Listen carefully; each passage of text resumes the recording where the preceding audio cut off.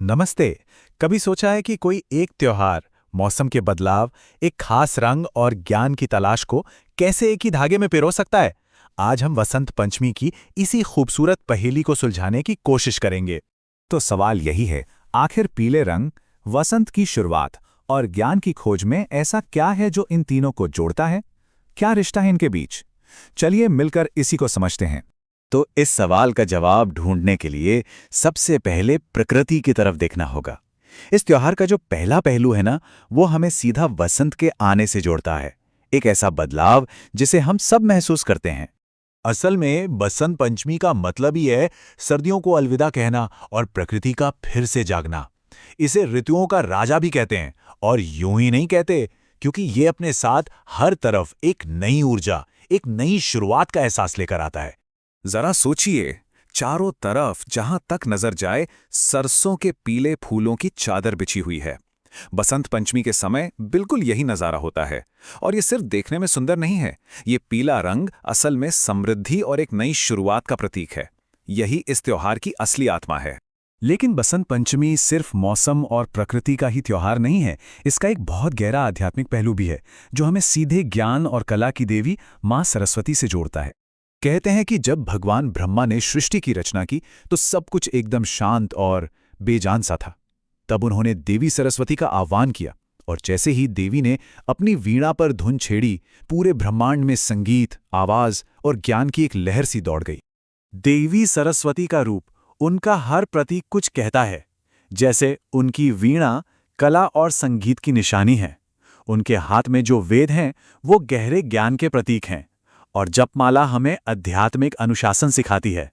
और वो जो सफेद कमल पर विराजमान है, वो इस बात का प्रतीक है कि सच्चा ज्ञान हमेशा पवित्र और साफ होता है। और यहीं पर इन दोनों बातों को, यानी प्रकृति और देवी को, एक चीज जोड़ती है, पीला रंग। ये रंग एक पुल का काम करता है, और इसके मायने भी बहुत गहरे हैं। देखिए, सबसे पहला और सीधा कनेक्शन तो प्रकृति से है। पीला रंग मतलब वसंत, मतलब वो खिले हुए सरसों के खेत जो इस मौसम में हर तरफ दिखाई देते हैं। फिर ये नई शुरुआत का भी रंग है। इसमें सूरज की रोशनी जैसी ऊर्जा है, एक नई सुबह की उम्मीद है। ये हमें एक नई शुरुआत के लिए एक तरह से हिम्मत देता है, ठीक वसंत की तरह। और आखिर में इसका सबसे गहरा रिश्ता है ज्ञान से। पीला रंग ज्ञान और सीखने का प्रतीक माना जाता है, और शायद यही वजह है कि इसे ज्ञान की देवी मां सरस्वती का सबसे पसंदीदा रंग कहते हैं।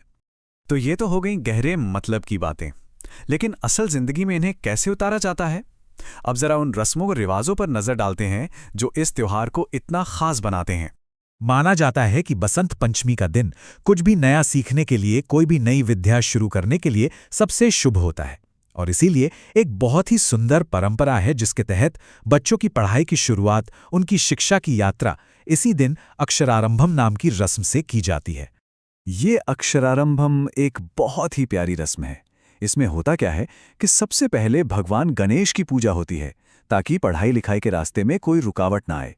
उसके बाद माता पिता या गुरु बच्चे की उंगली पकड़कर उसे चावल के दानों पर पहला अक्षर लिखना सिखाते हैं। और ये पहला अक्षर अक्सर पवित्र ओम होता है। ये ज्ञान की दुनिया में उस बच्चे का पहला सबसे पवित्र कदम माना जाता है। इस दिन आपको हर तरफ सरस्वती वंदना के स्वर सुनाई देंगे। ये एक बहुत ही प्राचीन और शक्तिशाली प्रार्थना है, जो सीधे सीधे ज्ञान और कला की देवी को ही समर्पित है। इस प्रार्थना का सार बहुत ही सुंदर है। इसका मतलब है, हे देवी, जो चमेली के फूल, चंद्रमा और बर्फ की तरह उजली हैं, जो सफेद वस्त्र पहनती हैं, जिनके हाथ में वीणा है, आप हमारे अज्ञान के अंधेरे को दूर करें और हमारी रक्षा करें। सीधी भाषा में कहें तो बस यही प्रार्थना है कि हमें अज्ञान से ज्ञान की ओर ले चल। अब ज्ञान की ये जो खोज है, ये हमें एक और भी गहरे दार्शनिक विचार की ओर ले जाती है, जो इस त्योहार के बिल्कुल केंद्र में है। और ये विचार है यज्ञ और उच्च ज्ञान का। जब हम संस्कृत के प्राचीन ग्रंथों और आज के शोध को देखते हैं, तो हमें इस त्योहार को समझने का एक नया ही नजरिया मिलता है। एक ऐसा नजरिया जो हमारी आम समझ से कहीं ज्यादा गहरा है। ये जानना वाकई बहुत दिलचस्प है। देखिए, हम में से ज्यादातर लोग देवी सरस्वती को एक नदी के रूप में भी जानते हैं, लेकिन ऋग्वेद जैसे प्राचीन ग्रंथ उन्हें किसी भौतिक रूप से परे, ज्ञान और चेतना को दिशा देने वाली एक एब्स्ट्रैक्ट शक्ति के तौर पर देखते हैं। और कुछ ऐसा ही यज्ञ शब्द के साथ भी है। यज्ञ का मतलब सिर्फ आग में कुछ समर्पित करना ही नहीं होता। इसका एक गहरा मतलब है, किसी बड़े अच्छे लक्ष्य के लिए अपनी इच्छाओं पर, अपने स्वभाव पर काबू पाना, एक तरह का सेल्फ डिसिप्लिन। अब अगर इस नजरिए से देखें तो ज्ञान हासिल करना अपने आप में एक बहुत बड़ा यज्ञ है। सोचिए, जब कोई कुछ नया सीखने के लिए अपना आराम छोड़ता है या फिर दूसरों को सिखाने के लिए अपना कीमती वक्त देता है, तो ये भी तो एक तरह का यज्ञ ही है ना?